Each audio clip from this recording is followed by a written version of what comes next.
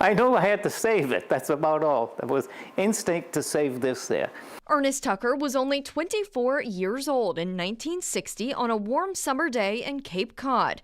That's when he says he saw John and Jackie Kennedy leaving a campaign event. He had a new camera and decided to take a few shots, never thinking the film would mean something in 2023, 60 years after JFK was assassinated.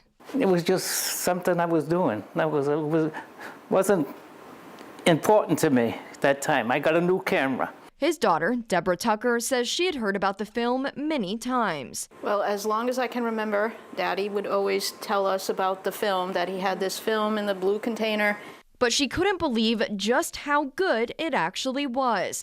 The would-be president right there, captured for just a short moment on camera by her dad. But he looks up at one point and it's just a perfect shot.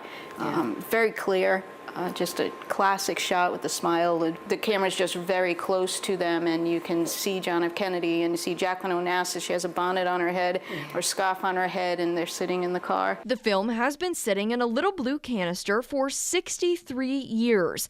Never necessarily lost or even forgotten, just never developed. So as he moved throughout his life and we moved throughout his life, that canister somehow always traveled with him. And when he unpacked, the blue canister would always be there.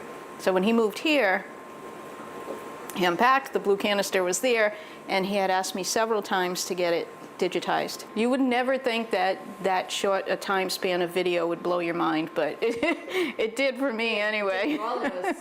Professional antique appraiser Dr. Lori Verderame says she has seen a lot of JFK memorabilia, but this film has some special elements. It's a rare piece. It's an interesting piece. She tells me finding such significant film in good condition is uncommon. It was such a groundbreaking campaign. It was so important at the time. And then, of course, with the sadness of the assassination, you did find these pieces all the time. I was very impressed that the footage was so good, so crisp, that, you know, today's technology can do a lot with this old footage. This old film is important too. The Tucker family says they've submitted the film to the John F. Kennedy Presidential Library and Museum in Boston, hoping to have their 30 seconds of history available for the world to see. He's a man with a lot of lessons and a lot of stories.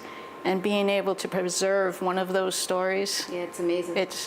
I mean, they would be truly welcomed if they accepted it. And not only accept it, but make it available for all of us to watch, ponder, and wonder what might have been. Brooke Griffin, Fox 61, Connecticut's news station.